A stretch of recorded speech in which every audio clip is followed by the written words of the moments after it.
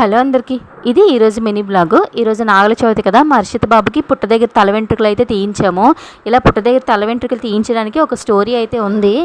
మా హర్షిత్ బాబు కడుపులో ఉండేటప్పుడు ఇలా నాగల చవితి వచ్చింది. నేను అప్పుడు 9th మంత్ ప్రెగ్నెంట్ని. పాలు వేయకూడదని చెప్పి మొత్తం మా ఫ్యామిలీ అంతా కూడా ఇంకా ఆ రోజు నాగల చవితి చేసుకోలేదు. ఆ తర్వాత ఇంక నెక్స్ట్ బాబు పుట్టేసిన తర్వాత నెక్స్ట్ 3 months 4 months ఇలాగ ఇంట్లోకి పాములు అవి వచ్చేసేవి. మా వాళ్ళు ఎక్కడికైనా బయటికి వెళ్ళే సరే బైక్స్ మధ్యలోకి అక్కడికి వచ్చేసేవి.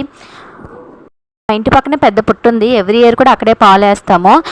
ఇంకా అత్తయ్య ఒక పాలు వేయకపోవడం వల్ల అలా జరిగిందేమోనని మళ్ళీ మా హర్షిత్ బాబుకి ఇలా నాగరాజ్ అనే పేరు మళ్ళీ పేరు కలిపింది. ఈ రోజంతా మార్నింగ్ నుంచి ఈవినింగ్ వరకు కూడా వాడిని నాగరాజ్ అనే పిలిచాము మేము.